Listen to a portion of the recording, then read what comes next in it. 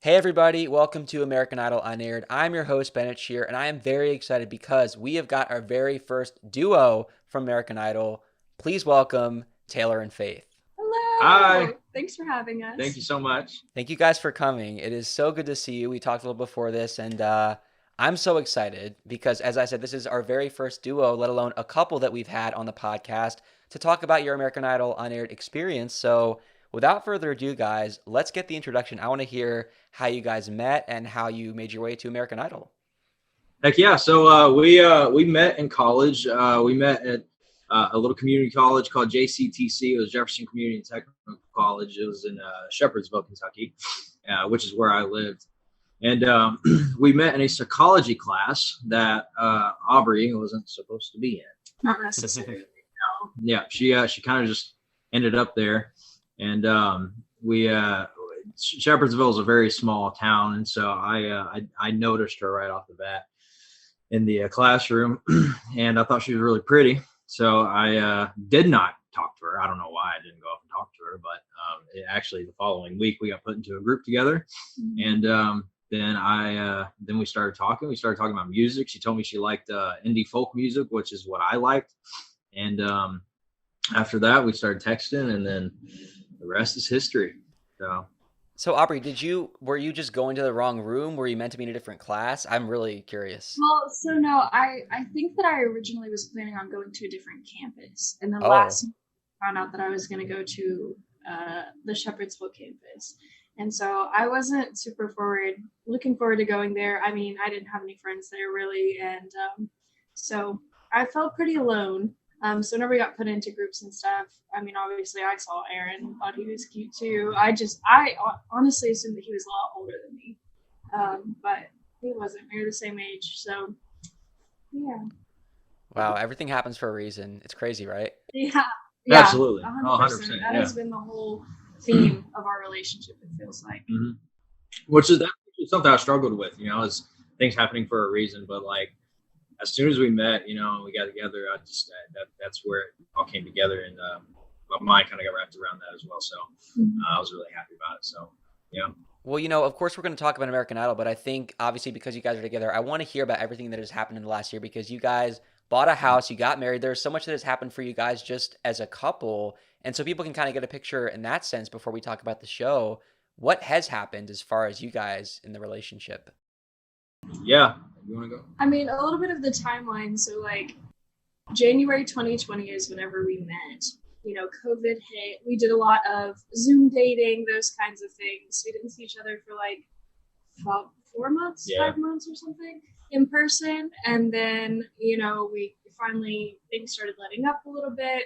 We started working on music together, started performing a little bit locally, just doing covers and things. And, American Idol popped up in about November of 2020.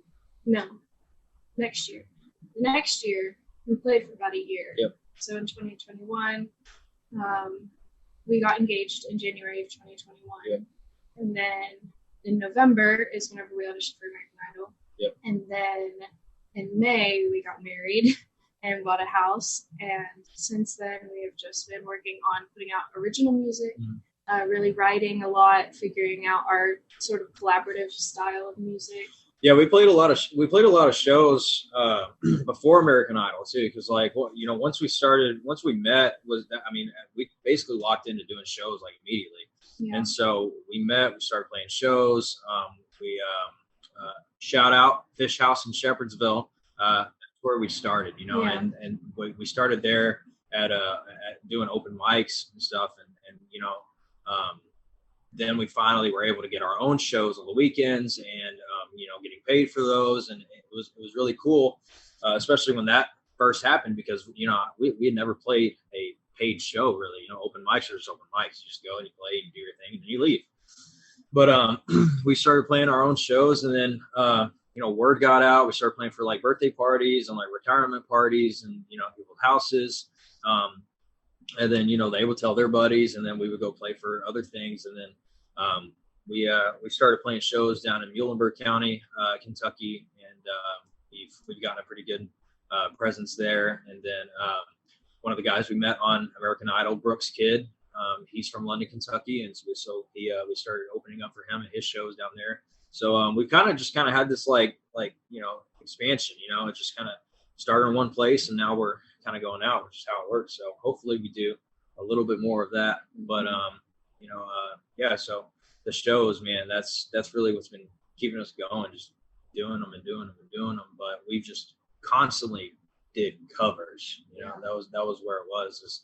And so I think now that we've released the song, it's just like, okay, we need to start focusing on our original music and playing our original music, getting it known and stuff, and releasing it and doing all this stuff for it. So yeah, it's exciting. A lot of people get nervous on stage as a solo artist or in a band or in a duo or whatever, but the fact that you guys are a couple, how does that affect the energy? I mean, do you guys kind of feed off each other where it maybe calms the nerves, or do you still get nervous singing in front of a crowd? I'd like to hear both of you answer how you feel performing with each other in that sense. I mean, for me, 100%, I don't think that I would perform without Aaron, which was difficult whenever we did go on American Idol. But yeah, I had never performed before I met Aaron. And so I had sang a little bit, sometimes sing in church, just backup stuff. And so whenever we met and started singing, and his family and my family really pushed us to sing together, I leaned on him a whole lot. At first, I was just doing harmonies. I never wanted to sing anything and lead. And, I got a little bit more comfortable on stage. And I think most of the energy of our songs or of our shows even, is just watching each other. I feel like it's hard to explain, but it's this, I don't know. A lot of the songs that we have are love songs, and it feels weird singing those to the audience. So I mean, at our shows we do this thing. We just literally talked about like aesthetic of our shows and how we're going to kind of change it up and do that. But at our shows we typically face our microphone stands toward each other.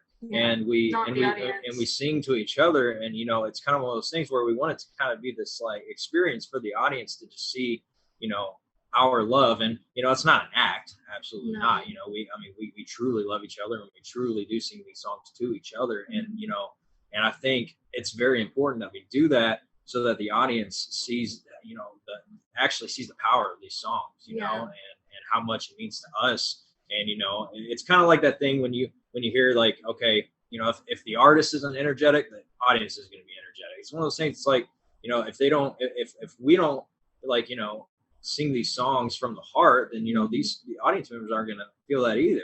So that's really what we focus on a lot, is presenting that to the audience so that they can connect with us and they can relate with us in that kind of way. Not necessarily us having to sing to them. And with a lot of our original music too, it's very indie folk, so very storytelling in a way. And so what's really cool is in almost all of our original stuff, we always bounce back and forth as if it's a conversation between me and Aaron. And because of that, it's very, we just sit there and look at each other like we're having this conversation, Yeah. And so, I don't know. It calms my nerves a lot, but then I also feel like Aaron said, like it brings the audience in more to the story itself. Yeah. That ability to connect with an audience by showing your love for one another, that's what makes you guys an artist collectively, because it separates you from being just two singers on a stage. I mean, what a cool thing that it's like the songs are about each other and you're literally there with each other. So literally see these two people together in front of their eyes, like that's what I think is really an experience for your audience and your fans, is knowing I'm not just hearing a song about someone, oh yeah, they're not here right now. They're literally right there. The two people are together expressing their love for one another. That's a beautiful thing. It is. Yeah. Absolutely. 100%. We love it. And it's every performance never feels like a performance to us, because it's really just what we do, even just sitting around at home. And so it's always really fun. I always tell people that like, it seems like it's almost like a date night for us. Like we're just going and performing a show. Like it's never felt like a job. It's awesome. We love it. Yeah. We love it for sure. So, now you have this freedom to be whoever you want as a duo, but when you were on American Idol, that's a solo competition. So I'm really interested to hear what it was like to have to sort of be together on this journey, but then be separate. So when you applied for the show, I'm guessing you just sent in 2 different applications and then they both happened to be accepted, essentially? Yes, we did fill out our own applications. We actually did have different audition times on the virtual auditions, and so hers was at 1 o'clock, whatever day it was, and then mine was at 5 o'clock the same day. And so, but I was accompanying her, so I was playing guitar for her. So when she went on the virtual audition, um, I was playing guitar for her. And what song was it that you did? Girl Crush. Girl Crush. She did Girl Crush. Yeah. But I did Girl Crush the first round, and they asked me to do a second song. Yeah. Because you went through like 3 rounds virtually. At Yep. least we did. We saw 3 different producers, Yep. I think. And so the first round I did Girl Crush, and then he was like, I love that song. You sing it really well, but it's overplayed. So like, can you choose something else for the next round? Yeah. And then I actually sang Ain't No Rest for the Wicked, the song that I sang, but it was a very like folksy version, and they liked that. Yeah. She planned on doing that like at the auditions too in Nashville, but they weren't able to get it cleared, unfortunately. But anyways, so yeah, I accompanied her, and then as I was playing guitar, they were asking, Aubrey about herself and stuff, getting to know her. And then she mentioned that I was her fiance, because I was her fiance at the time. And then they were like, "Oh, okay, well, is he auditioning?" And she was like, "Yeah, he auditions at 5." And then that's when I'm pretty sure it was Megan. Is that her name? The executive? Yeah, Megan Michaels Wolflick, right? Yeah. It was Megan. Yeah, and she was like, "Well, if he's auditioning, why don't you just do it right now?" And I was like, Yeah. Which, of course, I was a little salty because I was like, I just made it through 2 rounds by myself, and then this was the 3rd round. Yeah, and he just like automatically gets to perform at the 3rd round. Yeah, so I didn't have to go through the 2 auditions before I got that last one, and I did fine enough to be able to get sent to Nashville. Yeah. So, but they asked if we sang together, and so or Megan did, and we said yeah, and so she wanted to hear us sing together. And so I think that was when it really was like, okay, they're going to audition together, And so, and especially the fact that we were, engaged, and we had a story and all this that we explained to Nate when he called us on the phone.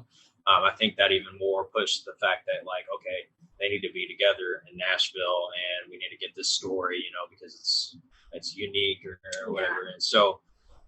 But yeah, that was basically how it happened. So it just fell into place. We didn't really have like a combined application or anything like that. It just everything kind of aligned. So yeah, for sure. Would you have preferred like being on a show where it was just The Voice or the X Factor, where you could go in as a duo, as opposed to having to go through this entire process of being separated? I think if it was to happen again, definitely to perform as a duo, because it wrecked us to be separate, and not in like some like cringy like lovey-dovey way, but just because we had almost for a year and a half just performed together. Yeah. And then once you take that person away, not only were we in a romantic relationship, but also like that's your partner, like that's who you play with every single day. You know what I mean? And so every performance, every show, and that person's just gone. And so, and just like in another room doing something else completely different, or, it was really difficult. Like, honestly. It was strange. I mean, cause like, like she said, for the longest time, like we played together, that was our thing. And I have always, been a part of some kind of group, I've always played in like a band or a trio or something. I've always played backup vocals or backup guitar and done that kind of stuff. And so I've always been with a group. I never really did solo stuff. And when I did, I always thought it was sucky, So just to finally kind of have, my like almost like the missing piece of my puzzle, like, like that's what it was. And it felt like. So when we started singing together, it was kind of like this just, okay, this is it, this was the key. And so we just blend so well together, like our voices and our music and our songwriting, all of it just comes together, and it's amazing. It's an amazing thing. But for that to kind of be split up and broken up, and during the auditions, it was tough. It was tough for both of us. Do you think that it taught you anything or was beneficial in any way looking back? Because obviously now you're back to performing together. But of course, with everything happening for a reason, you could argue maybe there are some things that you took away from it where, in a way, maybe you could have benefited from that time, even if it was hard in the moment. 100%. Oh yeah, 100%. So our audition happened in Nashville, and Aaron sang first, and then he did so amazing, incredible, absolutely. He sang "Staying Alive" by the Bee Gees, and it was so good. And then what was hard was they didn't give us any feedback until, excuse me, after both of us have sang. So he sang a song and it was just like silent. And they were like, okay, now Aubrey. And I was like, oh, okay. And so I sang my song, which was Irish by the Goo Goo Dolls. Yeah. And again, like dead silent after it. And what was funny was, Lionel, Luke, and Katie were sitting up there. But in our room, for some reason, their voices, they were speaking into microphones, were behind us. And so it was really trippy because like you would see them talking to you, but their voices were coming from behind you. And so it gave this like weird echo effect whenever they were talking to us. But basically their feedback for Aaron was Luke told me that he didn't want the show to interfere with like my vibe. Like he felt that I was a little too folky. He did tell me that I had strong vocals, which I was very appreciative of, because I was thinking I'm gonna go in there and tell me I'm a bad singer, because that's just kind of how it was. And I always felt like that for myself. I was like, dude, I'm not good enough to be on the show, But he started off by telling me, he's like, dude, you got strong vocals. He's like, but like you have this like folky vibe about you. He's like, and I don't think it's right for the show. He's like, and I really don't want the show to interfere with that. So that was his feedback, which I actually appreciated that a lot. And, I took with that, and I ran. So, but Lionel wasn't too fond of the song choice.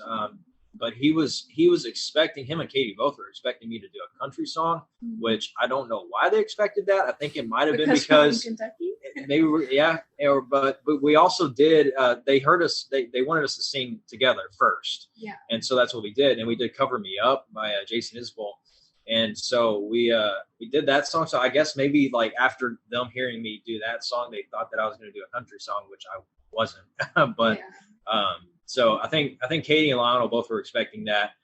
But Katie did also mention, she was like, but you do have this kind of like Bon Iver vibe about you, or like, like these like different indie folk artists. And she was like, so I was kind of expecting that too. But I kind of went in there. The reason I did "Staying Alive" by the Bee Gees was because one, I had never seen it done on the show.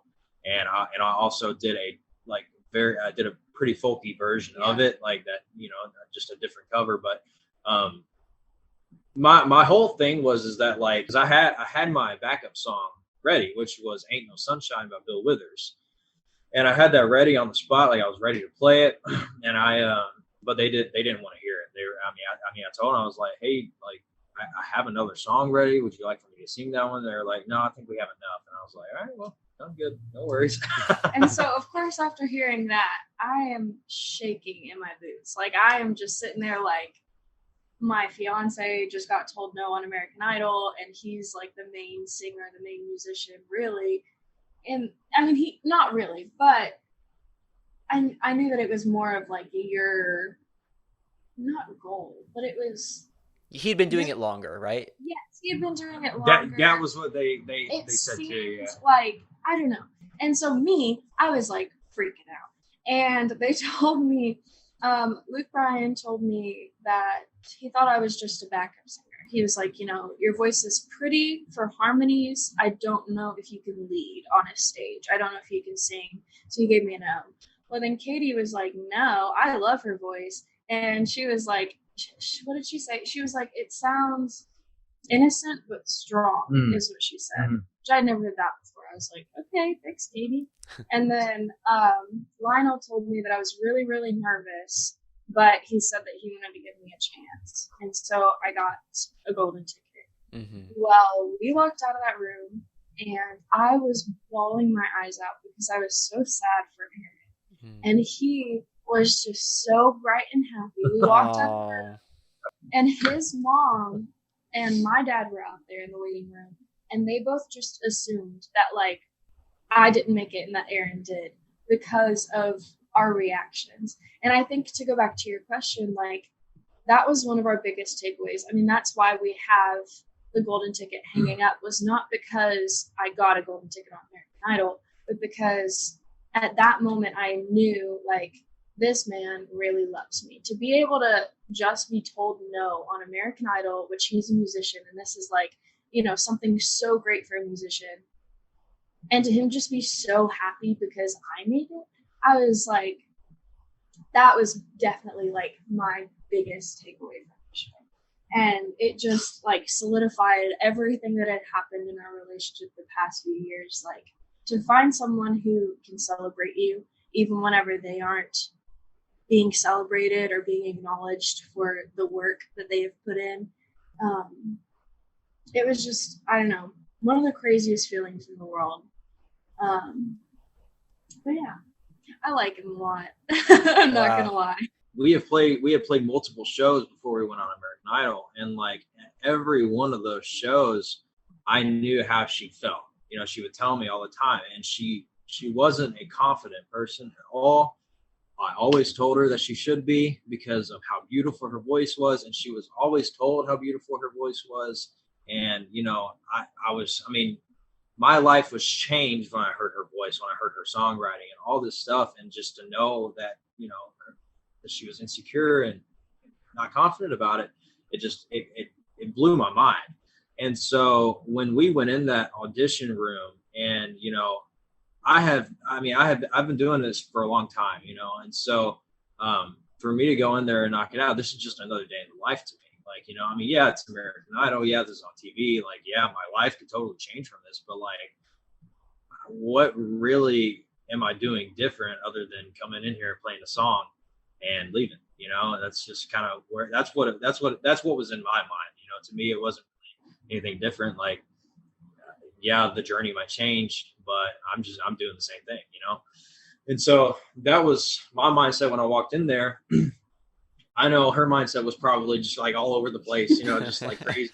And so after we did that, and like I knew where it was going as soon as we were done. Katie was like, "So is Aaron? You're usually you're the one that brought her up and helped her and and helped her do the shows and stuff." That's what Katie asked, and I was like, "Yeah." And she was like, "That's interesting." That's what she said. And as soon as she said that, I knew exactly what was about to happen. We both did. And like, I locked it in my mind. I was like, this girl's about to go to Hollywood. And I was so excited about it, because I knew what that was going to do for her confidence. I knew what that was going to do for her mindset for the rest of the show, for however long she was going to be on it. And I was in that moment, I couldn't have been more proud, just to know that, I did help her, I helped, I helped her, she did it all herself, she's the one that got the confidence, but I definitely pushed her.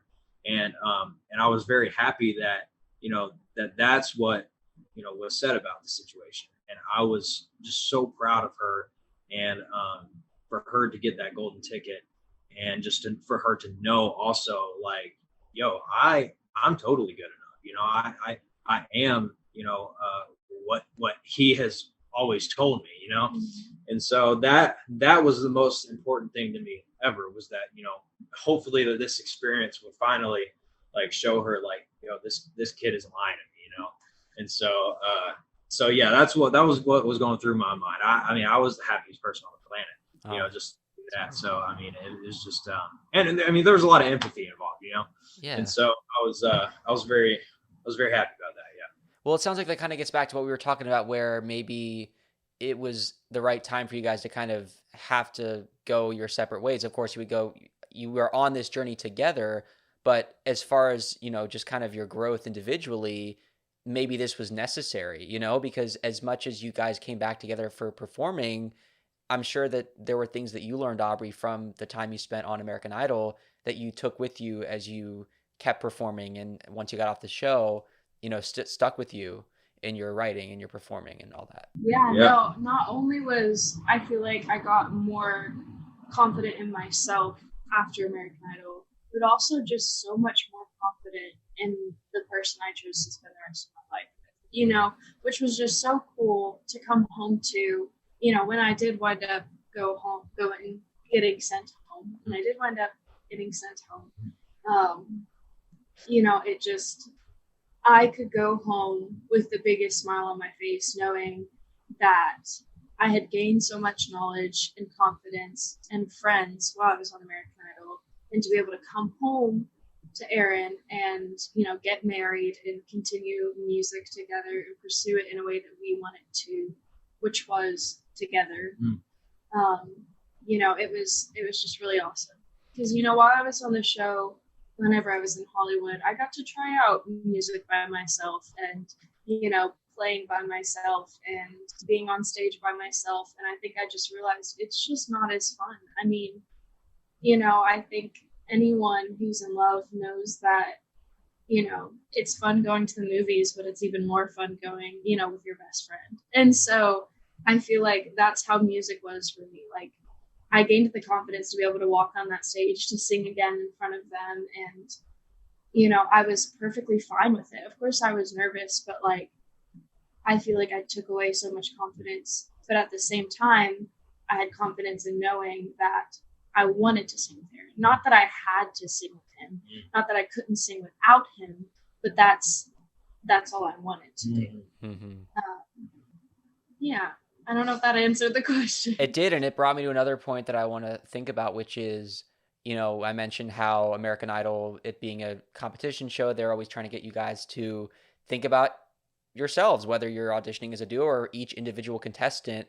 What an amazing thing that at the end of it, it just brought you even closer together, because of course it's reality TV. They may try to drive you apart, and, you know, the way that things are produced or the way that they might portray things on TV is not how it is in real life. And luckily, this is an experience that brought you two even closer together than you already were. Yeah, I mean, I'm more than thankful for, you know, the experience, you know, and for us to kind of to go through all of that together, it was just a whole nother thing for our relationship, man. And it was just,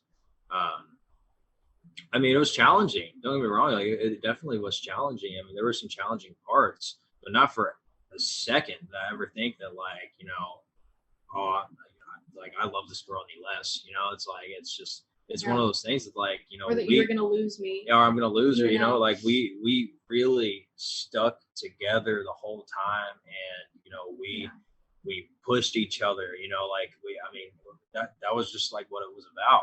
And, you know, and then even the week of Hollywood, like, distance makes the heart grow fonder, man. Like when I saw her again, you know, that was probably the tightest hug she's ever gotten in her life, you know.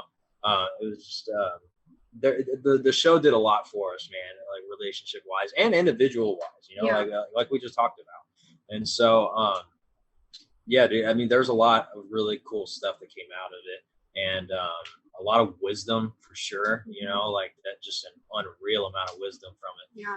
And it's just it's life changing. It really was. I mean, that's the thing, and that's the crazy part, man, is that, like, all we did was go audition, you know, and she went to Hollywood, and but like, in terms of like how long the show runs, neither of us got really far, but like, man, it was still life changing. You know, like, we didn't even get on TV. I think that there's one singular clip of me from that season, and I'm sitting in a chair, and all the clip is me saying cows, and then they fast forward to someone else, and because I feel like they're talking about like how many like Southerners. They're talking about, because they went. I mean, Nashville, right? Yeah. And so we're talking about all the people that all the country folk and stuff. Yeah. And we weren't even country musicians, but it's funny because they asked me in the interview, they're like, "Oh my gosh, like, you live in Fisherville, Kentucky. That sounds like a small town. Like, what's around you?" And I was like, "Cows." And then they used that little snippet. Just to use that clip of me saying cows. Yeah. And so it's like a personal meme in our family group chat is me saying cows, and they'll send it anytime They Oh my like gosh. keep cows. They're like cows. Yeah. I want to hear about the interview process actually, because even before you audition in front of the judges together, you have interviews and they're getting like B-roll shots, and I'm wondering how much of that was together versus separated. I mean, I'm guessing they interviewed you guys together to get all that content. Honestly, no. No? I think they interviewed us more individually Oh, than okay. together. Um, I feel like we did. Am I wrong? I feel like we were separated more than we were together. Interview Interview-wise, I feel like it was kind of equal. I don't know. I don't know. And actually, no, she's right. Yeah, I would definitely say we were split up a lot more during the interviews, because I think they really wanted to get to know us like individually. Mhm. Which is goofy though, because I feel like they only asked me questions about Aaron, and Well, same over here. yeah, and then they only asked you about me. Yeah. So basically, I think they were trying to start some drama. Yeah, Right. Like they were interviewing Aaron about me, and then they were interviewing me about Aaron. Yeah, because they would ask me some weird questions, man. I think at one point I was asked like, so if she makes it through and you don't, like, is that going to do anything for the engagement? And I was Oh my like, Yeah, we're god. gonna pull it off. I was like, what do Oh you my mean? god. come back to that, like, No, actually, it was funny because they asked me that same question, and they're like, "What are you gonna do if you get a golden ticket and Aaron doesn't?" And I literally said, "I'm gonna give the golden ticket to Aaron." And they like flipped out. They're like, "You can't do that. You actually can't do that." And I was like, "It was a joke. Like, I'm not actually gonna give it to Aaron." But I'm gonna have to go get the golden ticket's still in our room. Yeah. Yeah, it's still in there. It's usually on our fridge. Yeah, we usually put it on the fridge, It but just hangs up on the fridge. Yeah.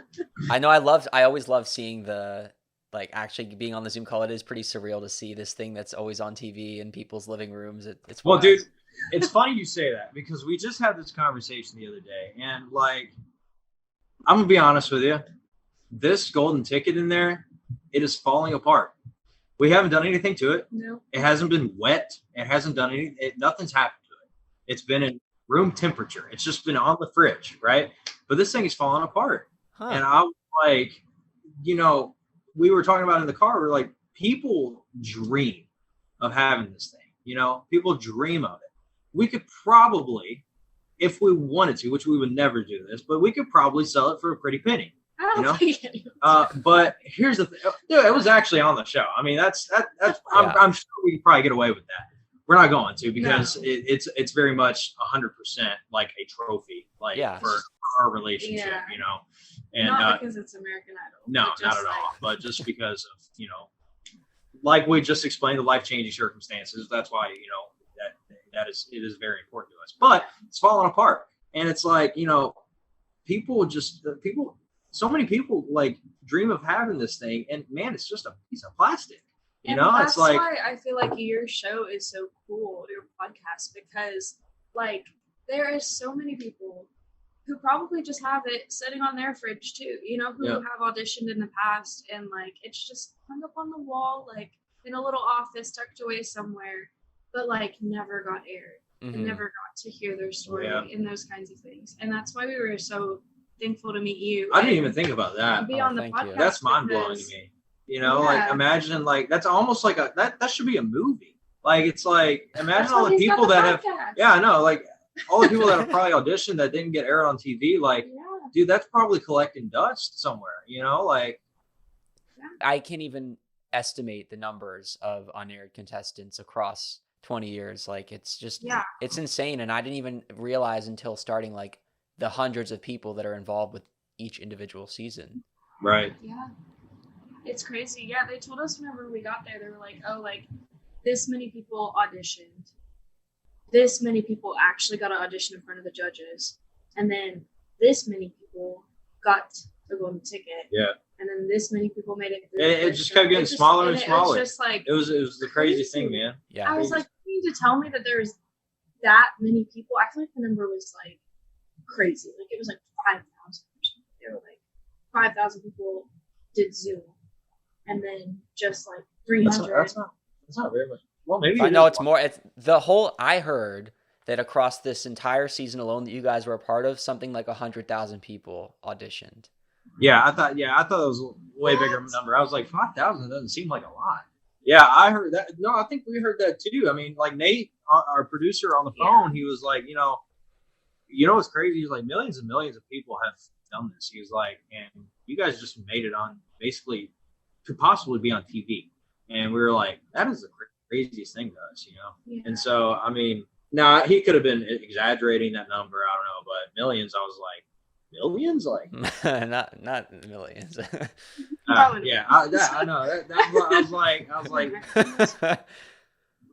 But how much do you guys feel like they were maybe like, honestly, how much do you guys feel through your time on the show that maybe some production staff were reminding you guys of these things to increase the pressure of like, oh my God, like, I mean, yes, it's great and it's a compliment to be having made it this far, but also like you got to do really well because look at where you are, you know? Oh yeah, 100%. Especially I feel like once I got to Hollywood, it was a big deal because I feel like one of the questions that they asked me too was like, do you feel like something to the effect of like, do you feel like you're carrying the weight for both you and Aaron because Aaron didn't make it? And so basically, like, I had to make it far so that Aaron could make it far as well. And I was like, I love him, but that's not really it. Like, that's not why, I was like, if that, I don't know. It just didn't make a lot of sense. This is so fascinating. I feel like I'm getting the post-show therapy right here. This is, oh my God. Yeah. It was like, and I 100% felt like it was to add pressure. And like before I would go on stage, they would be like, oh, like, don't you just wish Aaron was here? And I'm like, yeah, I do. He's over here laughing. Like, literally, I'm just, yes, I wish he was here. Like, yes.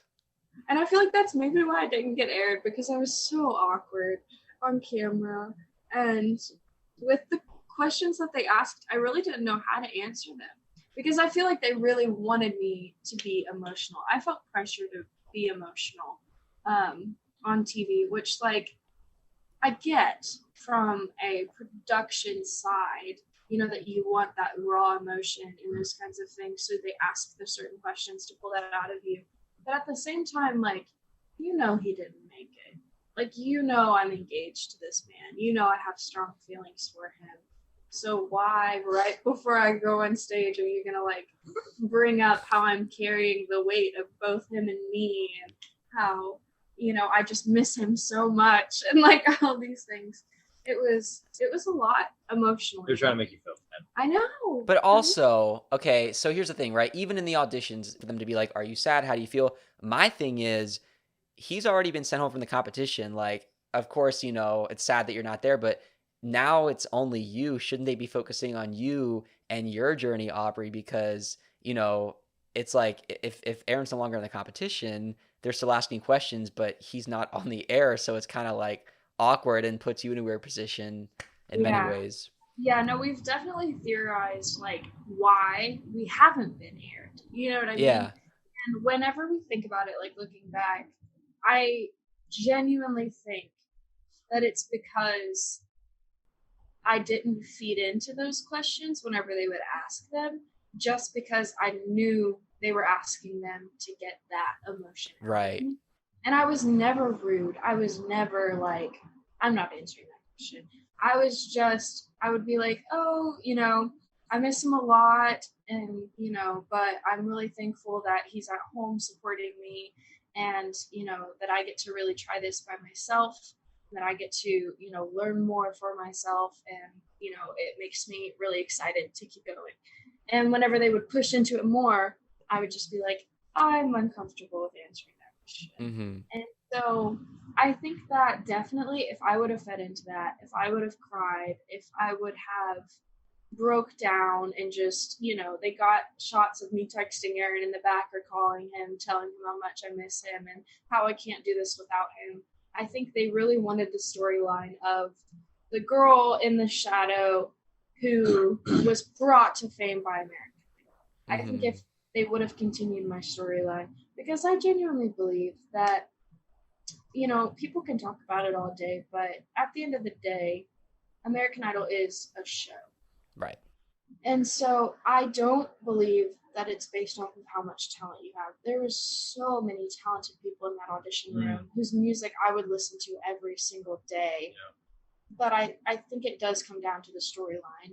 And so I think because I wasn't feeding into their storyline, because I knew deep down that it wasn't about Aaron bringing me to fame or anything. It was me gaining confidence in myself, that not the confidence that he had been hiding me from, but the confidence that he had been trying to instill in me, that I just wouldn't listen or was too scared or those kinds of things. And so I feel like if they went more with that storyline, like, I don't know. I wonder if I would have gone farther, if I would have even got aired, you know?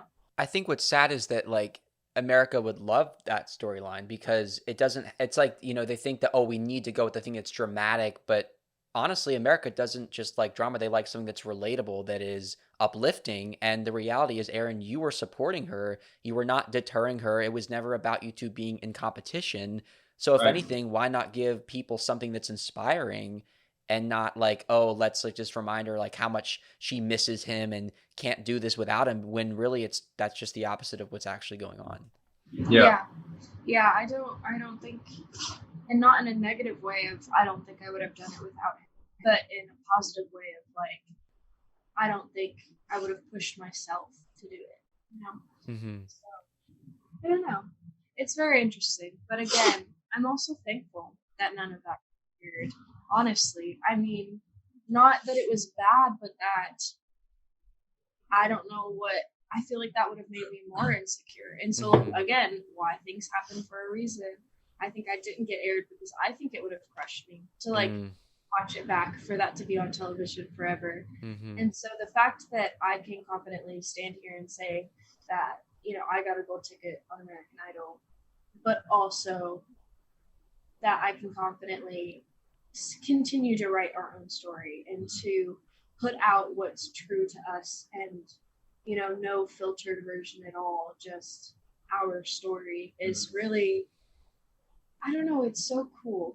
Yeah. And I'm kind of grateful that we didn't get aired. You know, I mean, I guess it would be cool to look back on that, but the fact that For a certain amount of time, yeah, maybe, yeah, but like, I feel like, yeah, I don't know. It's kind of cooler not being aired, you know. It's like because now we just have that memory as opposed to the physical kind of, oh, you know, like this is what happened, you know. But like I like it more. I like it more as a memory, you know. And I think that's more of a beautiful thing, you know. and to be told how we remembered it and not American Idol's version. Right. Yeah. I wonder, because I agree with you fully that sometimes just knowing how it happened without having to watch their version of it is something that's more pure for you guys. But what about if you had at least gotten like the raw footage to at least get to go and like look back on it so that you could even just watch how it unfolded just for yourselves, not necessarily like a finished edit for TV that people see, but do you think that would have been nice? I don't know. Knowing my person and knowing my anxiety, I think I would have picked it apart like daily. I think I would have looked back every single day and thought I could have done this better, or, you know, I didn't say this correctly. I'd be the same way. I'd be the same way. And so I think knowing that, me right now being confident in what I said and what I sang and how I presented myself and how I presented our relationship, I feel confident in that. And I don't know, I feel proud of myself and proud of the confidence that I gained from that experience. And so I honestly think that I'm thankful that we didn't get any footage back. Yeah. Pictures are great. Yeah. They turned out. Yeah, we did get pictures back, which was sweet. It was cool to see. But no, And they got good pictures too. Like it wasn't like a picture of like you know my double chin or something. Well, no, I was thinking that. But like they got pictures of both of us singing, you know. Oh yeah. It was really neat. So they didn't get any pictures of me crying, which I was thinking. Yeah. I want to hear about people that you met, because I'm sure that in addition to growing closer together, you met some other fellow Idol hopefuls who I don't know if you've stayed in touch with or ever thought about collaborating with, but even just being there, I'm sure it was great to bond with them. I mean, I think we could collab with this. Yeah, so we met Brooks' kid. Yeah. While we were there. You kind of met him first, so you should tell that story. Yeah, so when Aubrey she went away to do an interview, and we were in the holding room, and they were calling people by like hometown, Mm-hmm. and so I think they were just calling names out and then saying where they were from. Well, they said Brooks kid, and then they said London, or he said London, Kentucky, like that's where he was from. And I was like, oh, he's from Kentucky. I was like, okay, I can talk to him. Even though I could have talked to everybody else, it's just like I felt more at home and comfortable. Right, talking common bond. Yeah, we had something to talk about, right? But at some point, I linked up with him. He was sitting down in the holding room, and I was like, "Hey, man, you're from Kentucky, right?" He was like, "Yeah," but like this kid, and he's gonna hate me for putting this on here, but I don't care. We're close enough. He loves it. No, he's gonna Brooks. I love you. All right, here. This kid is so quiet, so quiet. Ridiculously quiet, and you have to understand we were in masks too, so it was. He already has this quiet voice, but he's wearing a mask as well, and so I was like trying to talk with him, and I was like, I was asking him questions, and all I'm hearing is, and I'm like, that's cool. Yeah. Same. I don't know what I was answering. You know what you said same to. I don't know. I have no idea, but the world will never know. But eventually it got quiet enough to where I could understand him. So we actually got into a conversation and stuff, and he was just talking to me about his audition, and I was telling him about our audition, upcoming audition, and all this stuff, and we just got to know each other.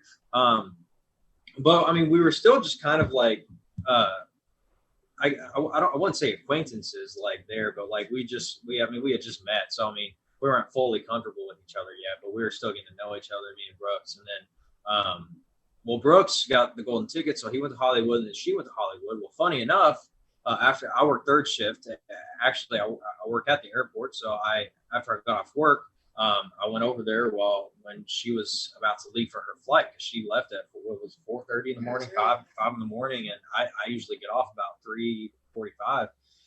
And so I went over to the airport. Well, Brooks showed up. Brooks was there, and he was on the same flight as her, and and she had already went through and was going. And then I saw Brooks come through, and I was like, "Oh, dude! Like, since she's going to be down there by herself," I was like, Brooks is the perfect person for her to talk to, because so I texted her immediately. I was like, hey, Brooks is here. Really cool dude. I don't know if you had really talked to him. I talked to him a little bit, but yeah, but I texted her. I was like, yo, you need to link up with him immediately and just hang out with him the whole week, because like this guy's awesome. And I literally did. I met him, fell in love with him, just like the sweetest guy. We both did. I love Brooks kid. Yes. Like, he's awesome. Aaron talks about like how quiet he talks, but he is a powerhouse whenever he sings. Oh my God. Like incredible runs and everything, like just insane. And so, we became really close friends while we were there, really leaned on each other. Mm-hmm. Like, it was an emotional experience. Mm-hmm. And, I was there by myself, so was he. And so, it was just really cool to be able to have someone there who you could talk to, and at the end of the day know that you were technically kind of going home together too, if that was to happen. And so it did happen. And when we came home, we immediately linked up. We had a show together, and now we go over and stay with his family. Yep. And they are the sweetest people ever, and we do shows together. And he's really cool. I would love to collab with him one day. Yeah, we sang at our last show. We did the Paramore song and Misery Business, and we sang it like the version that Haley Williams does with Billie Eilish. Mm-hmm. And Brooks and I sang it, and it was so cool, dude. It was amazing. I was like, we need to literally do this and like make our own YouTube video of it. And then me and Brooks at a show, we did Tennessee Whiskey by Chris Stapleton. Yeah. We did it together. And man, that was just Everyone awesome. Went crazy. And now we do Johnny Be Good together with his band, him and McCain. And it's just awesome. It's been really cool growing a friendship with him, and we love him to death. We're gonna go kayaking here soon. We're with trying like to him figure and out his family. with him and Like his mom. they're just, Yeah, we just love them. they're the sweetest people. Yeah. So so we met Brooks. He came to our wedding. He came to our wedding. Yeah. Awesome. Yeah. And I literally wanted to cry when I saw him there. But the first time we had seen him after American Idol was at a show in Bardstown, Kentucky. And we were playing a show over there, and she surprised me and didn't tell me that Brooks was going to be there. This was before the show even aired, so we didn't know if we were going to be on TV. Yeah. Brooks didn't know. Oh, wow. Yeah, so we had no idea, but like, I mean, it was still pretty fresh. But he showed up with his dad, and this is the first time I met his dad. And his dad is just the awesomest person all time too. Like, he just has a beautiful family. Like, it's just awesome. But he showed up, and I am mid-song, my dude. I'm literally singing, and I see Brooks, and I go, Brooks! And I literally like threw my guitar off and ran over. Oh my God, that's amazing. Like, I was so happy to see him. So it was the sweetest. It was really cool. Like, yeah. To be able to see someone, to meet someone in that kind of environment, and to click so well, and for them to be so genuine enough to drive hours to come see a show, you know, just to hang out with us again, was just like the coolest experience. Yeah. I actually quite a bit. I talked to Tristan Gressitt. Uh-huh. The first time he came up to me, he talked about my hat. He liked my hat. And he was dressed in exactly what he wore on his audition. And he was like, dude, I saw you on the Zoom call, because we always had Zoom calls in the hotel rooms. He's like, I love your hat. And I was like, I love yours too, dude. Like, you're awesome. Well, there's a video. We have a video. I sent it to him on Messenger, and he replied. He thought it was cool. But there's a video of us playing Johnny Be Good on the rooftop when Nashville. I just started playing it, and he came over with his guitar and started playing with me, and we were singing Johnny Be Good. And dude, it was just fun, and he's a super cool guy. And man, he is full of fire. Let me tell you, like that kid. When he said he's got ants in his pants, he is not lying, my friend. And I saw those ants. So he was an awesome guy, dude. So we met a lot of really cool folks on there, and that's one of the things I'm extremely thankful for. Is just it really changed the experience for us as well. So we met a lot of people. Did you meet anybody else? Yeah, I mean, I think is it Tyler Christian? Yes. Ellie Rowe, Paige Fish, and Emerson were super sweet. Their moms are in love with us. Oh yeah. Paige Fish's mom. Oh my gosh, she was so sweet. She like loved us. That's why I compare the whole American Idol experience as like Willy Wonka and the Chocolate Factory, because it's everybody with like one guest, you know. Yeah. Their mom or their dad, and it's so funny because like we're all getting in an elevator together and we're all just talking to each other, and it's like my mom's right here, her dad's right here, and all this stuff. It's just it was so funny, man. But we loved everybody we met. I don't think there was a single person we met there that we were like, we don't like you, like, you know, like, and of course it takes a lot for us to not like somebody, like, but we loved everybody. And everyone's so crazy talented. Oh yeah, dude. That I'll tell you. It's listen, intimidating. You asked earlier about you know the interviewers being pressuring. Like no. It was the people we met that were pressuring, man. Yeah. Because like when you heard them sing, you think to yourself like I'm like, quitting. Like I was scared to lock my guitar up for the rest of my life. Like I'm serious. There are some talented people that didn't make it. And it blew my mind. Like there's a lot of kids down there that we listened to that they be playing over by the bar and stuff, and like a lot of people crowded around them, and they're singing really, really well. And to see them come out of that audition room without a golden ticket was just beyond me. Like it blew my mind. So yeah, man, and like it was just. And I think that also really kind of grounded the fact that, like, you know, it's not always about just being able to sing. You know, right. That's not what gets you that golden ticket. You know, right. I mean, it can be your story. It can be, you know, how you connect with those judges. You know, how they can relate to you, how they can empathize with you. And if you can't make that happen, then, you're not worth their time, quite frankly, and the reason I say that is because they say no to you, they never see you again, unless you audition next year, it's like one of those things. So, it's just, it's the whole show is just, it's something else. It is definitely something else, but yeah. Well, Aubrey, I'm sure what must have felt like something else is when you got to Hollywood Week, because obviously it was a new chapter going there yourself, but also it's a whole different production, like 3 times as many people in a much bigger venue with all kinds of different marching orders from production staff. I mean, that's a whole nother part of this story. So from your perspective, what was that like getting to Hollywood Week? For me personally, the whole thing felt like a dream, but not in like a fairy tale way, but almost in like a disassociated way. And there was a lot going on at home, and with everything that's just happened, we were engaged, we were still looking for a house, I was planning a wedding, and all that was in the back of my mind. And here I am, like in LA, where I've never been, and with people who I feel like are so much more talented than me. The whole time I'm sitting there just thinking, like, why am I here? Like, and not in, like, I hate to say that because I don't want people to think that, like, that I wasn't grateful or thankful, because I 100% was. And I know so many people try over and over again just to go to Hollywood. And I was so blessed and so thankful to be able to go to Hollywood. But it was difficult.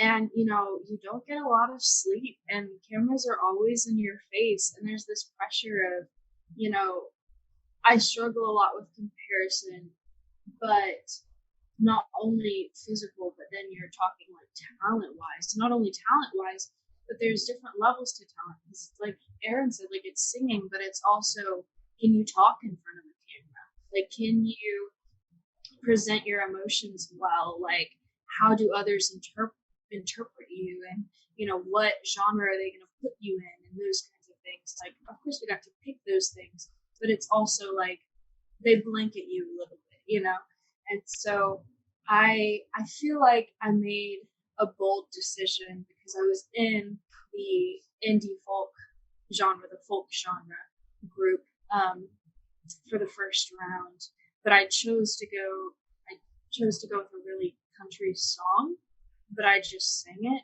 very folky. I feel like, I don't know. Oh, wasn't it a rock song? Yeah, it was a rock song. It was like a country rock song. Yeah. I sang "Keep Your Hands to Yourself" by the Georgia Line. Georgia Satellites. Georgia Satellites. Yeah. And of course, when she said that, didn't you say that Luke kind of reacted? Oh yeah, Luke was really surprised, especially because after I sing that song, it's like the way I do it is very like belty almost, and he stood up and clapped for me at the end, which was really cool to see, which I felt like was a good sign, because he was the one who said that he thought that I was like some backup singer and couldn't control the stage and things. And so whenever I saw him stand up out of the corner of my eye, I was like, that's insane. But of course they, brought you back, and then you go up and you stand in a line. And it's funny because I remember watching the show and they panned through our line, but they just never showed me, which is crazy because I was like at the end. And so they pan through our line or whatever, and they have some people step forward and some step back, and I was in the back and our row got sent home. And so we walked off of stage, and you go straight into an interview right after that, like no time to think. And they immediately wanted me to call Aaron and to tell him that I didn't make it. And that was one of those things, like I said earlier, I was just a little uncomfortable with. I was like, we had to have our phone on silent for like the whole week that we were there because we were on set. And so we really didn't get to talk much, hardly at all. And so I was like, I don't want the first phone call is like me going home, but also like, hey, by the way, you're on camera. You know what I mean? Like, yeah, because they wanted her to FaceTime me, and and when she had called me and told me about all of that, it had happened like 15, 20 minutes ago, and she was, and I told her, I was like, well, I got in the shower 30 minutes ago, and I just got out 10 minutes ago. So you would have called me, and I would have been in the shower. And so if I found out I was on TV and I just got out of the shower, I'm going to be pissed. So like that was what was going through my mind. And Yeah. so, but she, I mean, you know, sometimes you just kind of like, you just gotta let them know, you know, it's like, Yeah. I'm not comfortable with doing that. Like, and I'm not obligated to do that. Right. You know, like, but it was crazy because I had just played on what is probably going to be like the biggest show of my lifetime and on the biggest stage of my lifetime in front of probably the most famous people I will ever sing in front of. And I got told no. And for some reason, I felt almost like relieved. And because I finally felt like I almost like woke up at that time. I was like, I don't know, it just all felt so blurry and so hazy and so like, I don't know, just not genuine. And so whenever got told no, I feel like I almost woke up a little bit and was like, okay. But I was fine with it. Like, yeah, I was disappointed. But like I said, I think it was that moment of realization that I didn't want to be a single artist. Like, I didn't want to be a solo artist. Like, you know, I definitely could after everything that I had been through, but that's not what I wanted. And so I was just so happy to be able to go home and to write music with you and to sing with you and to continue pursuing music in the ways that we were. Like, I don't think I'd ever want to be on a big stage again. Like, I think together, obviously, like that would be crazy, but not by myself singing, you know, it just doesn't sound enjoyable to me. Well, there's that validation. I keep bringing it back to the reasons why you maybe had to be separated for a little bit, because it only validated what you knew the whole time. Like, I am meant to be performing with my husband, and you know, I think that being on American Idol just solidified that for you. Yeah, that was it. Like, I just went home. I was like, well, at least I know what I was doing is what I wanted to do. Because I think every musician always asks, oh, what if I audition for American Idol? Like, I wonder how far I could make it. And so I feel like that satisfied whatever little musician in me was like, you should audition for American Idol. Like, I don't feel personally like I need to go again and try again. Like, I don't. It kind of comes back to the point from earlier, you know, it's like what my mindset, like what the mindset was when going into the audition room. Like, you know, another part of that was the fact that, like, you know, for me personally, and I think maybe for her, I was very happy with where I was at back home. Yeah. You know, like playing shows with her and you know, doing the music thing, and you know, like we had just gotten engaged, and we were planning our wedding, and it was just, I mean, it was all this stuff, you know, and we were both very, very happy, you know, back in Kentucky. So like going to that audition room was like another thing going through my mind is like, you know, even if this doesn't pan out, like life is not that bad. Like, you know, for us, you know, like we're having a good time back home, and you know, if we go back home, it's the same old, you know, we just keep doing life. And that's exactly what we did. And listen, man, we are the happiest people on the planet. So, you know, like, it's just, I don't know, man. I mean, the show can do anything for you. Yeah. I mean, it just, but it's very unpredictable, right? You know, but like just being here in our own home now and being married and just and past 5 months living together and just learning more about each other. I mean, that's I can't ask for anything more. You know, like it's perfect. I think the moral of the story when it comes to American Idol is both of you had to go home, because that's, you know, they literally say, oh, you're going home, but you had each other to go home to. Having something to go home to is what always matters at the end of the day, right? Because it always comes back around to them making it look like a negative. Oh, you're going home. The dream is over. Well, what if the dream is right back where you started, at home? Going home could be the best thing ever, the best feeling in the world. Yeah, absolutely. And that's exactly right. I mean, dude, you hit the nail right in the coffin, dude. That's exactly right. You know, I mean, we're so happy, and you know, we still are. And there was nothing that could do anything to make us feel down. You know, I mean, other than the fact that we're being apart from each other. You know, of course. But you know, we got through that together. You know, and it's just the experience again, I know I keep saying this, but it was life changing, man.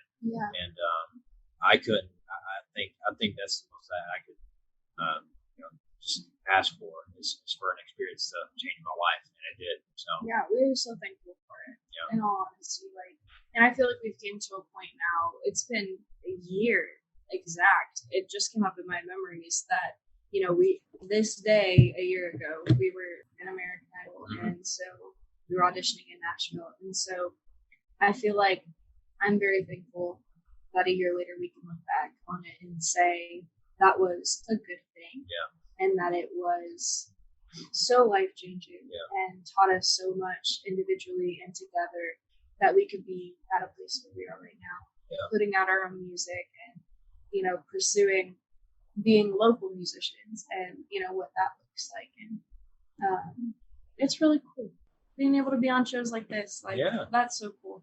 Yeah, I mean, this is our first podcast, man. Like it's welcome to the cool. party. Thank you so much, man. We are so thankful that you reached out to us to be on this, man. Like it is incredible. It's I love what you're doing, and I hope you keep doing it because like I think this is such a good idea, and I think it's very important. Like we talked about on the phone, man. Like I think it's very important that like even the unaired contestants have a voice, and have a little bit of a foundation to grow upon and talk about their experience as well. I think it's important to them. I think it's important to the American Idol audience. Yeah. I think it could be even helpful to American Idol, but it's just it's one of those things. So yeah, dude, we appreciate all that you do, man. That's incredible, man. This thing is awesome. I appreciate you guys. I mean, you sit in that holding room, right? Like, and this is what they show. I mean, for you, it was the Cal moment. And for some people, it's the little thing that gets aired or, even seeing yourself on camera. There's like this big holding room with all these different people, but every one of you guys has a story. And I feel like that's what is sometimes hard to see when there's so many people is it's really important that we know each individual story because it's amazing. You would never know. Like there's so many cool things you can learn about people. And it's so much deeper than whatever can fit into an episode of a reality show because I feel like, it's all about a package, right? It's all about we have to figure out what's going to make for a bite-sized 5 to 6 minute segment that people can remember. And then we go back and we kind of tell the same story consistently. But I feel like life isn't always about that. It's a full picture and you got to really paint the whole thing. And there's so many different parts of it. And I've loved, just kind of hearing about the different parts of your life and how they all come together. And you guys as a couple, I mean, it's such a, I don't know. I hate that I use the word beautiful all the time because there's not another word that like, there's not a good synonym, but beautiful is such a good word. So I'll just use it again. It's a beautiful thing to see how two lives came together and you just enrich each other's individual lives, Yeah, man, absolutely. And that's, music is what brought us together. Music is what's going to keep us together. And I'm going to tell you this right now, man, we're going to die with it. So it's like you said, man, it is a beautiful thing. And so we're just going to keep doing it and we're going to keep falling in love. So I feel like with American Idol in particular, the takeaway is like, you guys had so much going on in your lives that you could have said, it's just too much right now, but never say it's too much right now because look at what it added. Like, you piled stuff on to an already very busy existence, but look what it's done for you. Aaron, you said it was life-changing. If you hadn't done American Idol, your life still would have been great, but look what it's done for you guys even more. Yeah, exactly. Yeah, that's crazy. I've never thought about it that way. I mean, it definitely has added so much. And not that, I wouldn't have known that you love me so much. But just because, I don't know, it just added a deeper layer. It added another story, like to be able to tell that story to like our kids today, and like this is why I know I love your dad. You know what I mean? Like it's another chapter. Yeah. It's so cool. And if we would have said no, if we wouldn't have gotten the confidence to audition, like obviously I would still find that out about you. But to be able to find out that so early on in our relationship was, I don't know, it's really cool. Yeah, I mean, I don't know if we'd. I don't know. I couldn't tell you if we would ever do it again. I don't know if we would do American Idol. Yeah. It was just. It's one of those things that we are both very happy with being a one-time experience, Yeah. because that was enough. It was enough. And so, and like we've said plenty of times, we're thankful for it, and just to see where it's brought us, and kind of where it's still taking us, especially with this podcast. It's like it happened a year ago, and now we're finally getting on this podcast. It's just it's still going, man. And so and it'll always be there. We're very, very thankful for it. Time flies though, doesn't it? To think that it was just a year ago. Yeah, I feel like it was yesterday. We were in a damn hotel room, and it's just I don't know. I can't even put it into words. Yeah, because like so much has happened, but at the same time, like it seems like it was just yesterday. Right. And it went by quickly too. Just it was a year ago, and then when you were actually there, the filming gets done in a relatively short amount of time. Yeah, it does, absolutely. And like I said before, like the weather, right now it's freezing cold, and it was freezing cold when we were in Nashville.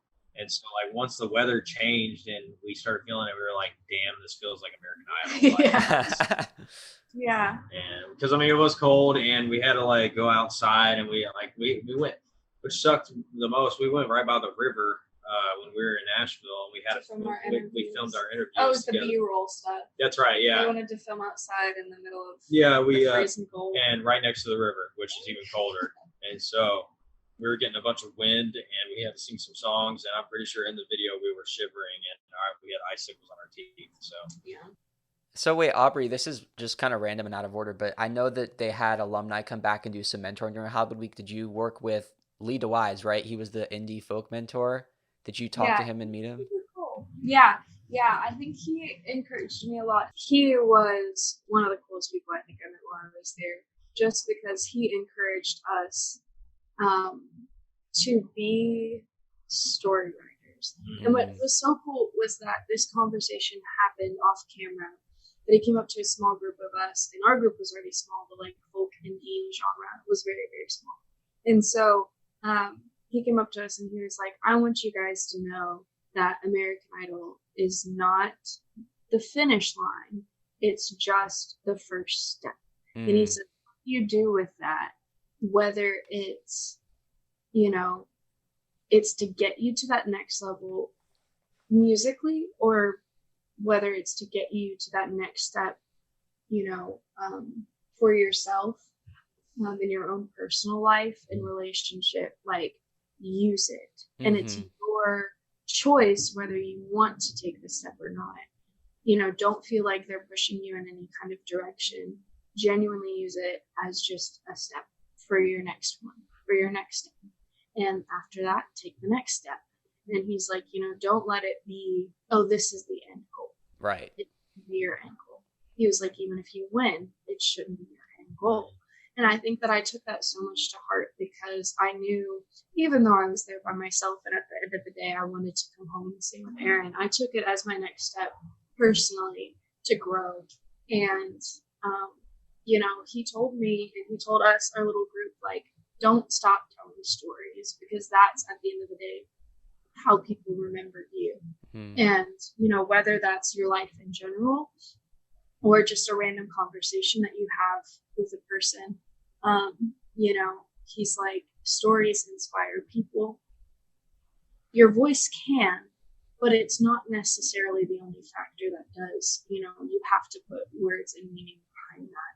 And I think that's what's so cool about our relationship, and maybe why I wouldn't do another show again, is because we're not the craziest vocalists, but we have a story to tell. We have our love to tell, how we fell in love and how we continue to grow in that, and our own personal stories that we write about. And, I just think that at the end of the day, that's what people are going to remember, is the story of us. And that's so cool to have for people to remember. Not just, oh, she sang really pretty, because it's not like anyone's ever going to really hear that again. But to remember the story was really cool. I don't know if any of that made sense. No, it totally did. I mean, it's like, it sums up kind of the goal for what the legacy is, Yeah.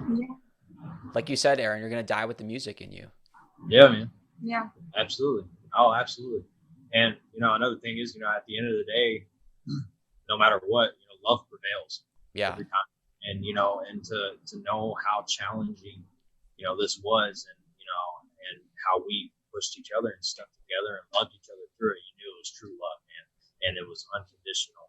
And so that's really the most important thing that we want to share, is to show, is to share our unconditional love, with the world. And that's very important to us.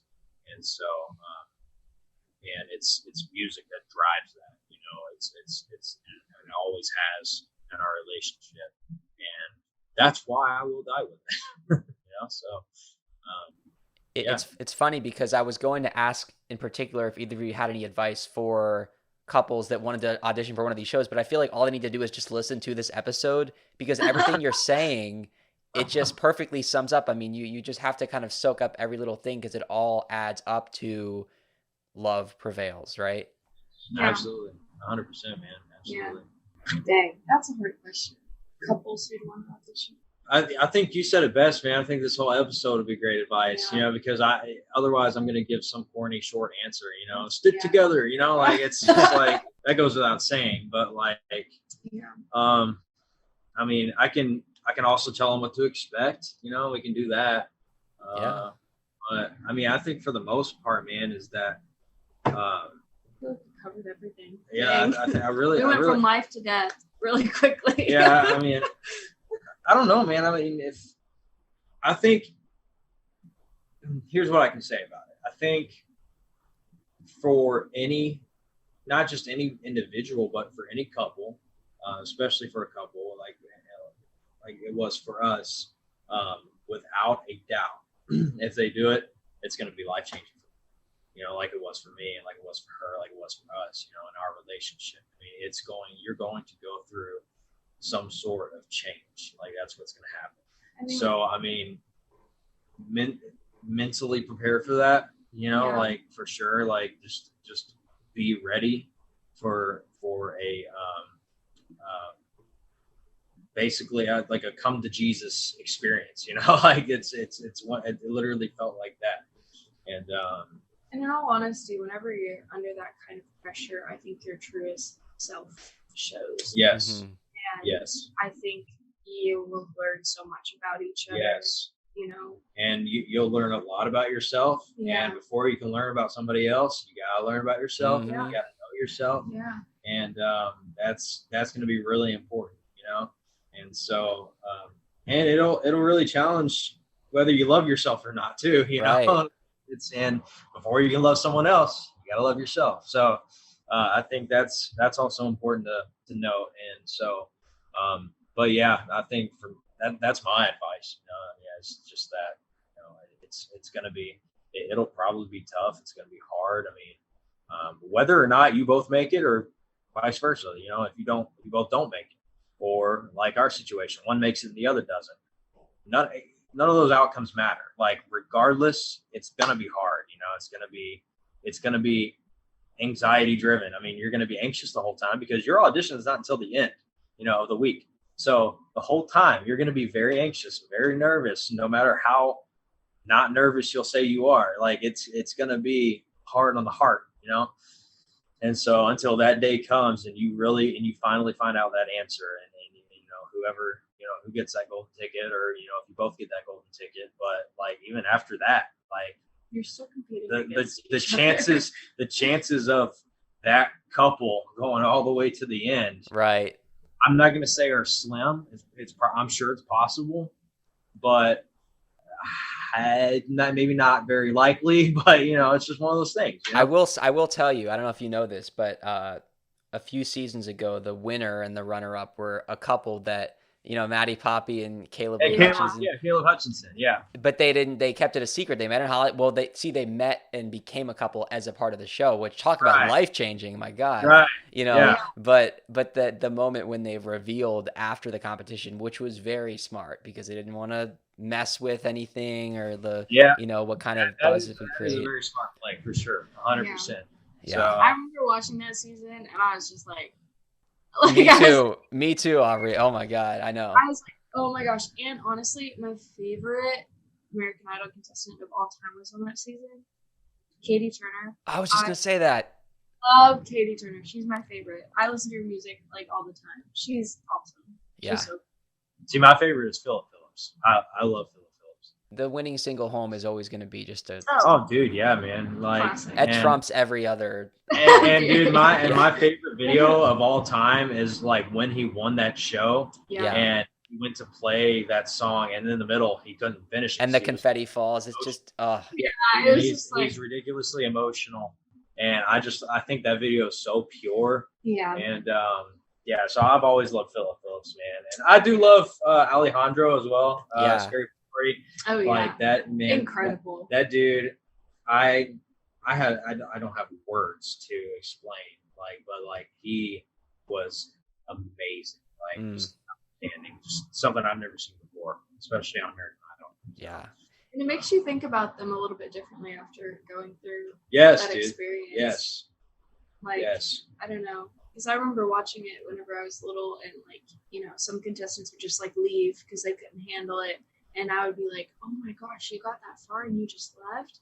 But now looking back, I was like, I don't know, man. If I would have got that far, I don't know if I could have emotionally taken it. You know? Right. So It's a lot. It Yeah. puts you in perspective for sure. But it was a cool experience. Mhm. Yeah. It is interesting to me that I know a lot of the show nowadays, it's like they're pushing kind of like the mainstream, like we want you to be pop, we want you to be country. A lot of the most successful contestants are more in the like either indie folk or kind of alternative thing. I mean, you talk about Philip Phillips. I mean, he made some songs on pop radio, but like he kind of is more folk. Alejandro, he is not mainstream whatsoever. No, Fritz not at from all. Fritz from last season. I mean, Oh I don't know. yeah. I would be interested to see if they tested the waters of actually kind of giving more of a shot to let's push the indie folk thing, because Yeah. also look at the music industry and what sells. That's a little more marketable. Well, man, listen, dude. There was a guy on there. His name was Eli. Eli. I hope you don't mind. I haven't talked to him in a while. His name is Elias Delbridge, and he plays banjo, and he does bluegrass music, man. And he went in there, and He's also from Kentucky. he is from Kentucky as well, yeah. But he went in there and did a bluegrass song, and then they didn't let him through, and he eventually told me that they said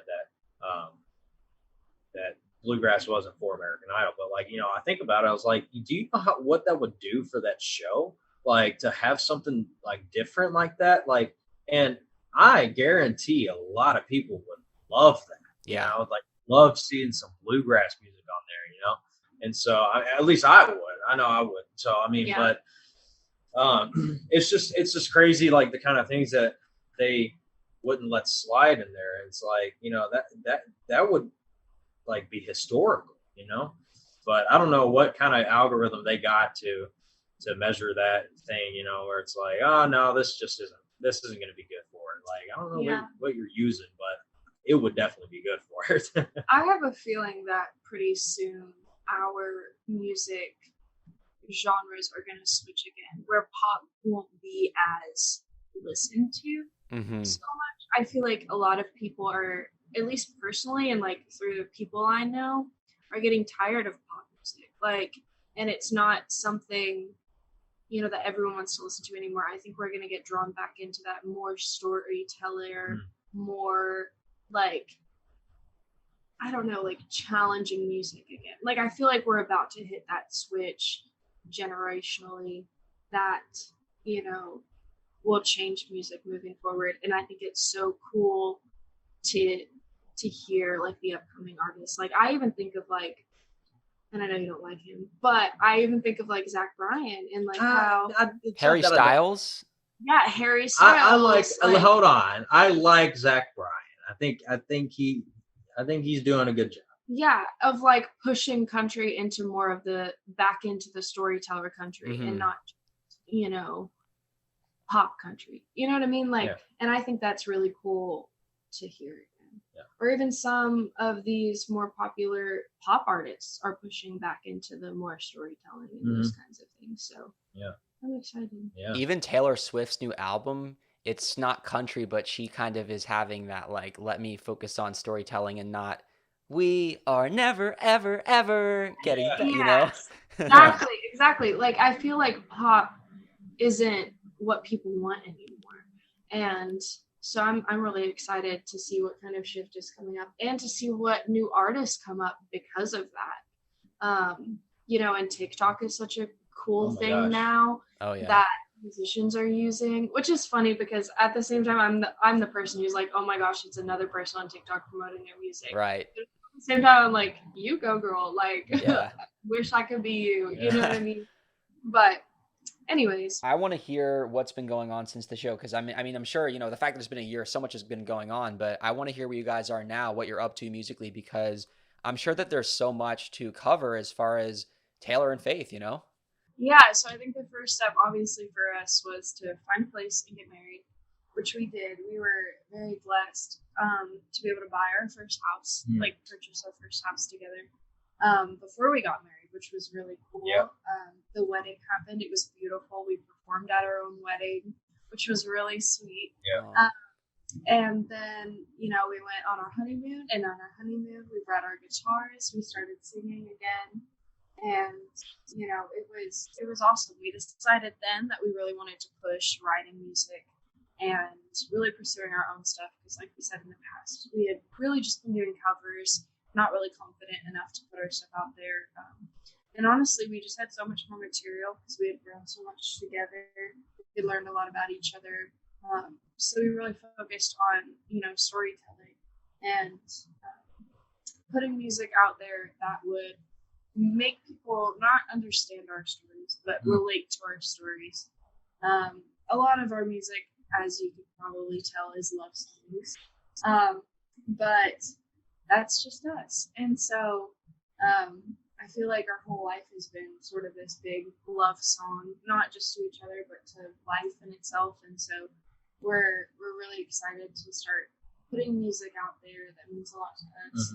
And just stuff that people can relate to, you know. Yeah. And you know, that's the beauty of music is that, you know, you can interpret it in any way you want to, and usually it's a way that you can relate to it. So, you know, we have some poetic songs, you know, that are, you know, obviously written because of personal experiences, you know, or like our experiences in our relationship. But they're written in a poetic sense to where, like, you know, only we would really understand it. But like, we love music like that because, you know, another person might listen to it and they can take it in a completely different way. You know, you might hear a breakup song, and to you it might be a love song. You know, like it's that's the beauty of it. But our goal is to also have, you know, kind of variety where it's like, okay, this is a song that, like, you know, is very obvious that somebody can relate to. That's like, this is a love song. You know? Yeah. So, but yeah. So we've been definitely writing a lot together, which we didn't do. I mean, we didn't do a lot of when we were dating or when we were engaged. But like, once we got married, I think is when we've really been writing together. And she's very much a lyricist, and I typically get the music, you know, and so, which is a great combination. So I'll play something on guitar, and she already has got words for it, you know, and so that really helps us out a lot. And yeah, man. So writing and performing, and definitely performing our own music, and trying to get that out because, you know, at the end of the day, you're not gonna get too far just playing other people's songs, you know. Yeah. So that's just that's something that we've have been trying to come to terms with, and just kind of, it's very uncomfortable. It really is, because I mean, we're definitely out of our comfort zone doing that, because for the past 2 years we've been playing covers, even on American Idol. So it's just like it's kind of daunting to kind of get our own stuff out there and get people to listen to it, because we don't know if they're going to like it or not. But it's kind of a bullet we have to bite and go for it. And so far, it's been really well. You know, like, we just released this song called "Long Long Trip." It's on Spotify, and we have gotten a lot of really cool feedback from it, and a lot of people are liking it. So we hope that it keeps going. You know, and we we got a long road ahead of us. So, Yes, a long trip. yes, we have a long trip ahead of us, and I'm very excited for it. And so I think it was a perfect song to release first because it's just like it's kind of the start of something new and something beautiful, and we're excited about it. So Let's take it back to when you met. I mean, the fact that you both liked the same genre, of course, there's different artists within that genre. Do you feel that you listen to a lot of the same artists? Do you listen to different artists? And how does that influence you guys once you come together? We definitely listen to the same artists, which is funny because, like I said earlier, like we have such separate personalities and things, but the music that we love is 100% the same. Mm-hmm. I mean, it was crazy because, you know, in indie folk, you think that, like, you know, these, like, underground people. And so, you know, he would start playing a song in his car while we were driving, and I would start singing along. And he was like, you know this band? Like, you know Yeah. And so... yeah, I was listening to, when we were in college, I was in the parking lot. I was listening to Tomorrow by Shaky Graves. Mm-hmm. And she rolled up to me and she started singing, and I was like, who are you? You know, like, it was mind blowing. But yeah, I mean, I think we like basically the same artists, you know, and which is great because we jam all the time, you know, yeah. So it's just awesome. One of my idols in the TV writing space, Ryan Murphy, he said something that really resonated with me in my creative process. And I feel like I think about, you know, you talk about how underground artists aren't necessarily so underground in the sense that more people might know them than you think. And Ryan Murphy says that he finds that the more specific something is, the more universal it becomes. And so, you know, what might seem so random or not mainstream or specific and like not something that everybody would get might actually relate to a lot more people because that artist is able to be specific, and that means that they are being vulnerable, they are being real, they are being honest and authentic. And I think that that's what people attach to. And I think we talked earlier about, you know, Aubrey, you were saying why maybe pop music is shifting and why people are gravitating towards more of the indie folk stuff, because it contains a lot of that specificity that when you listen to a song you think, oh, who else would know that band? Well, actually a lot of people have a way of relating to something that's so specific, whether they relate to that story or not, because as Ryan Murphy says, I think sometimes the more specific something is, the more universal it becomes. Absolutely. Yeah, absolutely. That's awesome. Yeah, that's exactly. I mean, that's exactly right. You know? And yeah, there's a lot of songs that we've written like that where it's like it's super specific. You know, like we got a song that "Long Trip" is one of those, and there's another song that I wrote that, you know, hopefully will be on the album. It's called "Glass on Canvas," and like it's literally like every verse is it describes something that was in my bedroom at the time, you know, and it's like, this is my bedroom, this is the things that I am seeing right now, and like, you know, somebody else might have that same thing in their bedroom, you know, like they're looking at it like, oh my god, you know, that's the same thing. So it's like, you know, I mean, you're very right, you know, it's definitely makes it more universal. It makes it a little bit more relatable sometimes. Well, to that song that you just mentioned that you were writing about the stuff in your room, do you guys have a certain amount of material where, Aubrey, it's more about something that you went through, and Aaron, something that you went through, and obviously you write a lot of songs about the love you have for each other and things that you experienced together, but maybe there's some songs that are more individualized to your individual experiences? Yeah, 100%. He has the song "Glass on the Canvas" where he kind of walks through his bedroom and talks about different things. I wrote that. Yeah, I wrote that when she actually was in Hollywood for American Idol, because she had only been gone for a couple of days, but like, you know, the fact that she was so far away that I was like, man, this sucks, you know. And so I wrote a song about it because that was the only way I could get my feelings out about it. And you know, since she was so busy, I couldn't really talk to her. So I was like, man, I got to put it on paper. So I did. But, you got a song that you wrote. It's called "Haunted." You can talk about it. Yeah, and it's kind of just about that sort of disassociation that I like felt, you know, but also just not necessarily with American Idol, but just growing up in general. I feel like it's something that I struggled with a lot of, you know, being so present to the point where like nothing feels real. And so that's what that song is about. Mm-hmm. But, you know, we're releasing it as a couple, as an artist. Mm-hmm. However, there's plenty of songs that I just wrote or Aaron just wrote Yep. that we kind of still fit into our style together.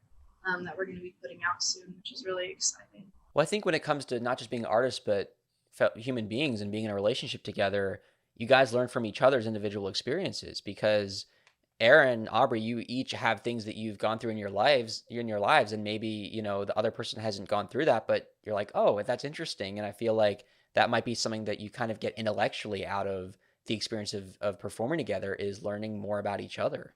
Yeah. Yeah, I think definitely one of the reasons, like we said earlier, that we face our microphones towards each other is not just that like communicative aspect, but also because I'm hearing him, like I'm learning more about him as he's singing. Even if he wrote the lyrics or not, if we're singing covers or originals, like the way he's singing them to me or those kinds of things, like you learn a lot about a person. And then also on a musical aspect, like I can only follow him if I'm looking at him. Like, and we have this really cool way of like he'll just start singing a song and I can pick up the harmonies or whatever. But like we have to be looking at each other.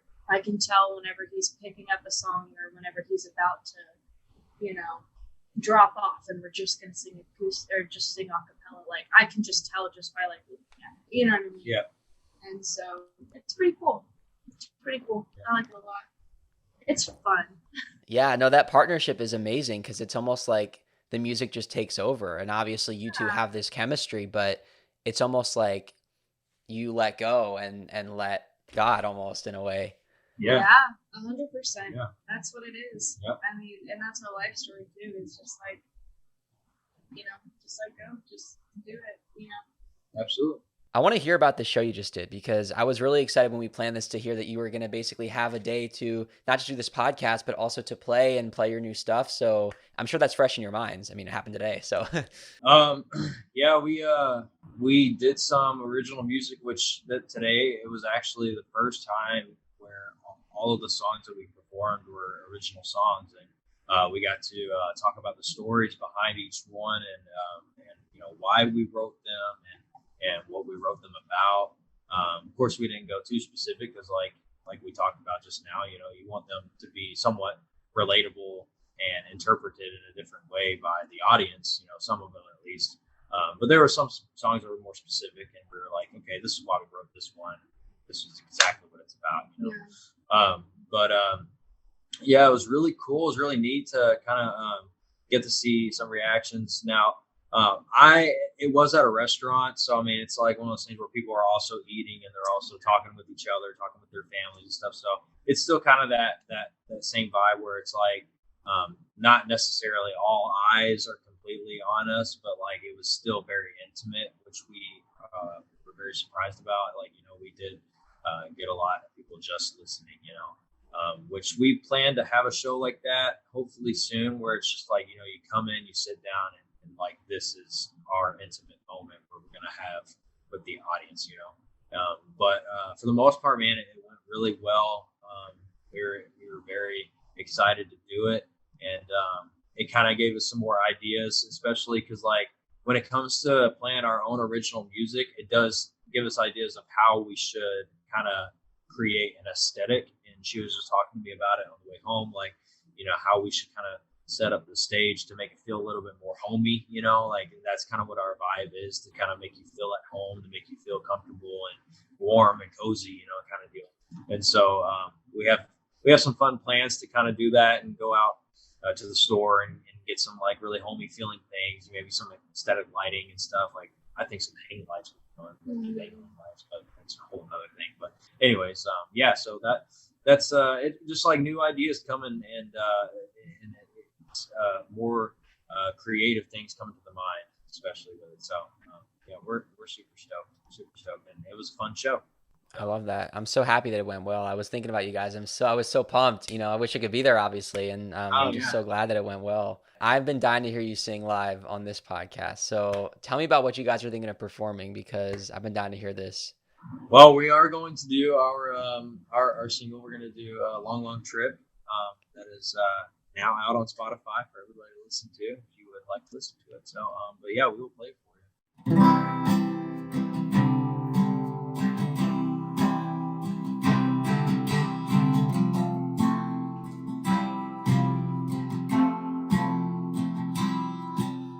I know you,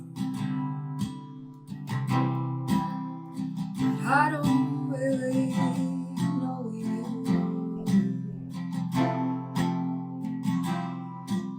And I love you, but I don't really love you. And I'm coming down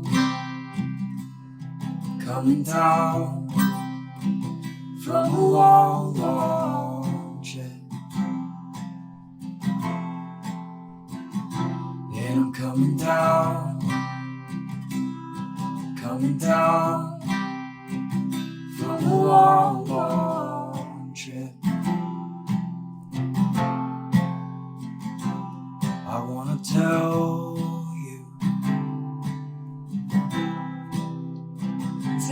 you I've been dreaming. I dream about you. Boy, I see you when I'm thinking. Now I'm going up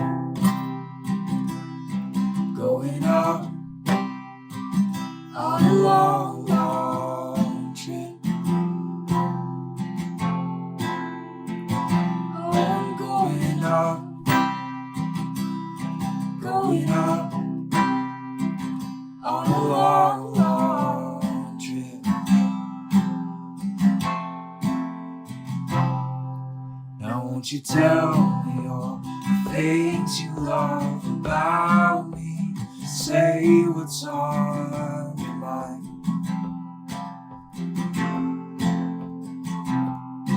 Now won't you tell me all the things you love about me? Say what's on your mind. So come a little closer now. I'm right here. We were building promises that stand from fear. And I was dancing for when you looked back. Right place in the wrong time. We loved and we loved. So come a little Don't you tell me all the things you love about me. Say what's right in mind. We were built. Don't you tell me all the things you love about me. Say what's on your mind. And I was dancing forward when you looked back. Right place in the wrong time. We loved and we laughed. Wow. There were those moments, and you had it at the end there, of course, and you had it throughout, where it was the looks that you gave each other, and I was like, that is the magic of Taylor and Faith. Oh, I appreciate yeah, that, man. that's Thank so you so much. Seriously, that was incredible. It Thank you. just it reminded me why I love doing this podcast, you know? I mean, it's like it's getting to hear these same moments again, but I love the word moment because it's just, I mean, you know, obviously hearing your story and how much you love each other, but then the way that you connect with music, I mean, the lyrics made so much sense, right? Because you're expressing how you feel about each other. And I could also see that connection where you talk about how, you know, you really rely on each other, which of course you would need to do as a duet, but especially as a couple, it's just that synchronicity that is so apparent. And God, I can't imagine what that's like on stage. Whether it's in Kentucky, wherever on the road you are, I'm gonna make it out to see you guys Yes, because please How do. I cool. have to. Like that. I mean, that's just wow. That was such a treat. I mean, I really feel so blessed that I got to meet you guys and then to get to hear you sing. Really. Well, we appreciate you it, having and us we on, had man. so much fun. Honestly, We did. like this is amazing, and what you're doing here is amazing. We really appreciate you. I appreciate you guys, and I'm so happy that the world brought you two together, not just for the music, but because you make each other so happy, and we all deserve to be happy, and you guys make each other probably the happiest people ever, you know? We appreciate that, man. Yeah, thank you. Thank Yeah, you so it's much. it's very easy to be happy with each other. You know? Yeah. So we definitely love each other, man. And that's what we want. That's what we want the world to know, man. So it's been awesome. It's been a crazy ride, but we're here, and yeah, that's it, man. Wow.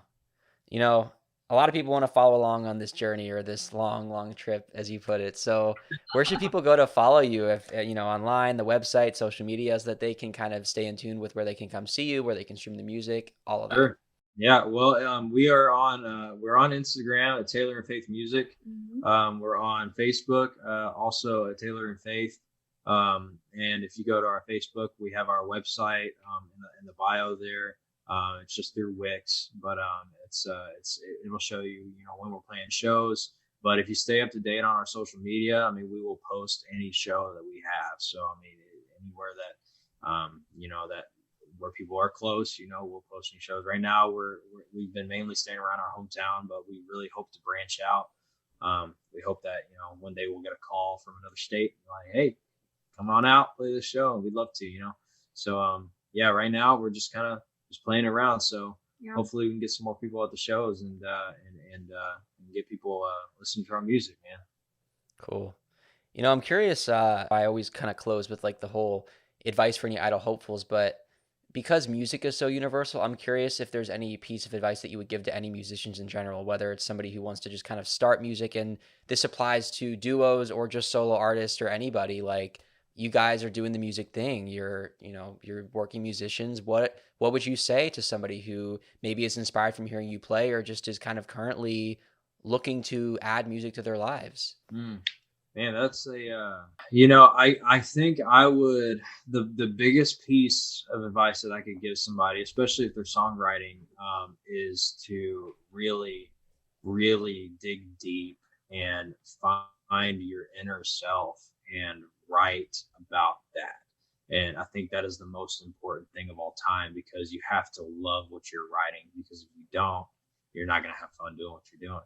And so I think it's super important that, if you're just starting out, and even though I've been doing it for a while, we've been doing this basically for a while, it's just, it's fun. It's connecting with yourself, in a whole deeper level, and really writing about things that are hard to write about, like things that you might be super embarrassed of, or something that, was very traumatizing in your life. Like those are always the best songs, So I think that's the piece of advice I give to, the songwriters out there, for any musicians that are trying to come up with their, own original music and get people to connect with it. I think it's very important that you write about things that you love, but also things about that are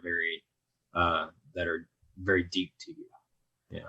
Just be real. Yeah. I think is the biggest thing. Absolutely. This has been such a pleasure getting to know you guys and hearing you play and hearing about American Idol, but most of all, just again, getting to know you. That's been the most fun part for me. So I really thank you for your time, and thank you guys for listening or watching. If you're not already following us on Instagram or TikTok, it's at Idol Unaired Podcast. Make sure that you subscribe or follow if you're listening or watching, Apple Podcasts, Spotify, YouTube, wherever you may be. Thank you guys so much.